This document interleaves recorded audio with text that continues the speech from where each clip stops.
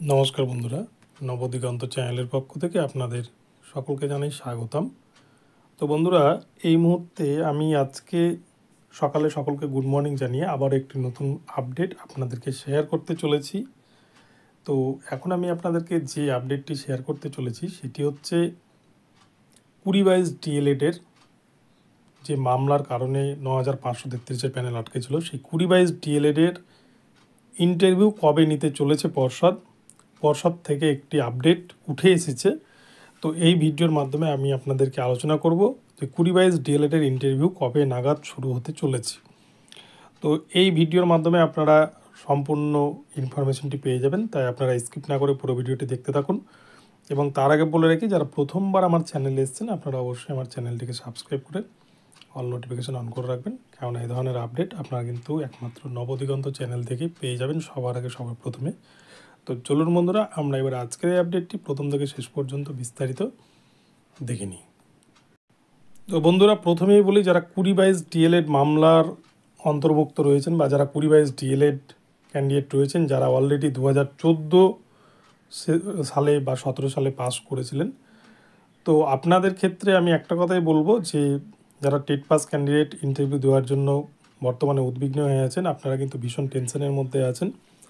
অনেকে এই বিষয়টা নিয়ে জানতে চাইছেন যে 2022 ডিএলএডের ইন্টারভিউ কবে নাগাদ শুরু হতে পারে। তো এখানটায় আমি আপনাদের বলবো, দেখুন, যেহেতু সুপ্রিম কোর্টের অর্ডার রয়েছে, গত 29শে জানুয়ারি এই মামলাটা চলাকালীন হিমা কৌলি ম্যাম কিন্তু প্রাথমিক শিক্ষা পর্ষদকে বলেই দিয়েছে যে 6 সপ্তাহের মধ্যে, অর্থাৎ যেদিনে জাজমেন্ট হয়েছে সেদিন থেকে 6 সপ্তাহের মধ্যে প্রাথমিক শিক্ষা পর্ষদকে ইন্টারভিউ প্রক্রিয়া কিন্তু কমপ্লিট করতেই হবে 2022 ডিএলএডের যতজন ক্যান্ডিডেট রয়েছে।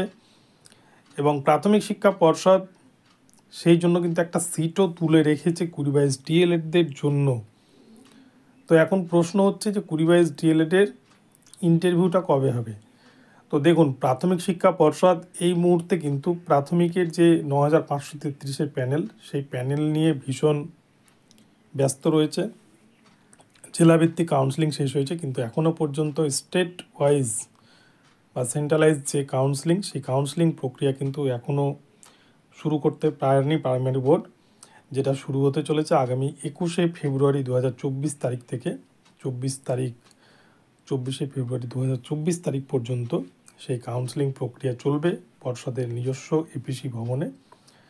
ফলে এখনই কিন্তু 2022 ডিএলএডের ইন্টারভিউ নেওয়ার মতো কোনো রকম পরিস্থিতি প্রাথমিক শিক্ষা পর্ষদের নেই, কেননা প্রাথমিক শিক্ষা পর্ষদ ভীষণ ব্যস্ততার মধ্যে রয়েছে।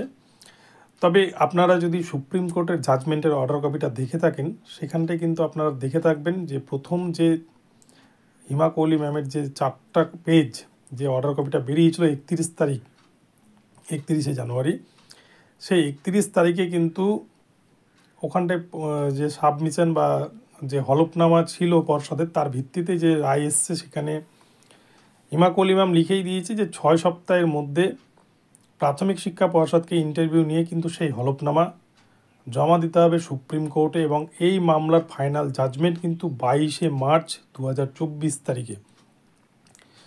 এবং যে সমস্ত প্রার্থীরা জয়েনিং করে ফেলেছে ইতিমধ্যেই বা যারা জয়েনিং করতে যাচ্ছেন, তাদেরকে কিন্তু শর্ত সাপেক্ষে নিয়োগ করা হচ্ছে, অর্থাৎ তাদের অ্যাপয়েন্টমেন্ট লেটারে কিন্তু একটি কথা লেখা আছে যে যেটি সুপ্রিম কোর্টের এই যে জাজমেন্ট, হিমা কৌলি ম্যামের বেঞ্চে যে জাজমেন্ট হচ্ছে বা 2022 ডিএলএড মামলার যে জাজমেন্ট ছিল, যার জন্য স্টে পড়েছিল, সেই মামলার কিন্তু ফাইনাল জাজমেন্টের ওপরেই এই পুরো প্যানেলের 9533 প্যানেলের ভবিষ্যৎ নির্ভর করছে বা করবে। তাই 2022 ডিএলএড মামলাটা কিন্তু এই 9533 প্যানেলের জন্য ভীষণ ভীষণ ইম্পর্টেন্ট, কেননা 2022 ডিএলএডদের যদি 6 সপ্তাহের মধ্যে ইন্টারভিউ না নিতে পারে প্রাইমারি বোর্ড, তাহলে কিন্তু প্রাইমারির যে প্যানেল, এই 9533 প্যানেলে কিন্তু হয়তো অনেক সমস্যা দেখা দিতে পারে। তো এই ক্ষেত্রে আপনারা 6 সপ্তাহ যদি কাউন্ট করেন, তাহলে কিন্তু দেখবেন যে মার্চের 11 তারিখ হচ্ছে লাস্ট ডেট।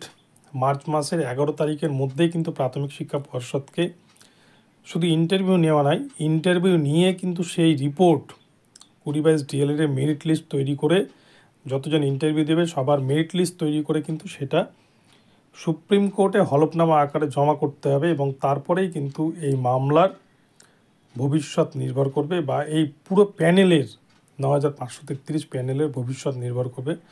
কেননা সেটা কিন্তু সুপ্রিম কোর্টের যে বিচারপতি রয়েছেন হিমা কোহলি ম্যামের বেঞ্চ, হিমা কোহলি ম্যাম এবং আসাউদ্দিন আনাউল্লাহ, এনারা কিন্তু বিষয়টিকে 20/22 ডিএলএড মামলায় যে কারা কারা চাকরি পেলো, কারা কারা পেলো না, কেন পেলো না, এই সমস্ত বিষয় কিন্তু তারা খতিয়ে দেখবে এবং খতিয়ে দেখার পরেই কিন্তু তারা ফাইনাল যে জাজমেন্ট 22শে মার্চ 2024 তারিখ রেখেছেন, সেই জাজমেন্টে কিন্তু ফাইনাল অর্ডার জারি করবেন।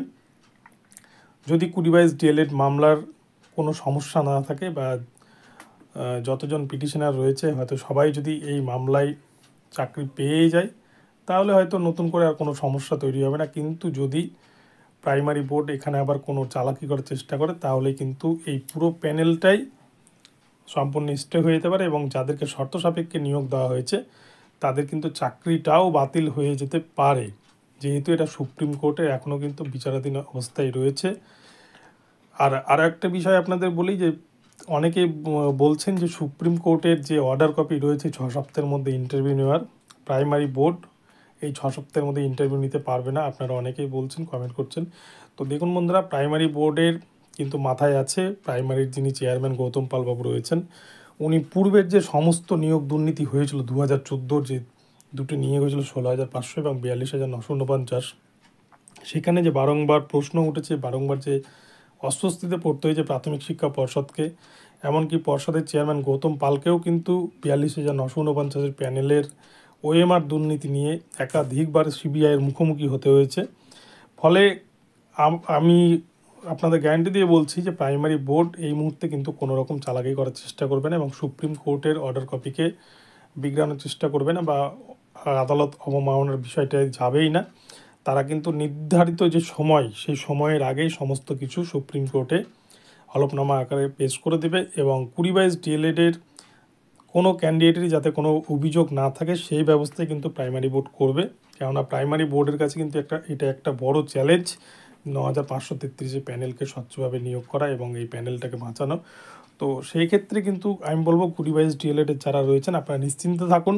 প্রাইমারি বোর্ড এই স্টেট ওয়াইজ কাউন্সেলিং শেষ হলেই হয়তো মার্চ মাসের আগেই, এই ফেব্রুয়ারির শেষ সপ্তাহেই হয়তো আপনাদের ইন্টারভিউ নোটিশ করে পর্ষদ অফিসে ডেকে 2-4 দিনের মধ্যে ইন্টারভিউ কমপ্লিট করে নেবে।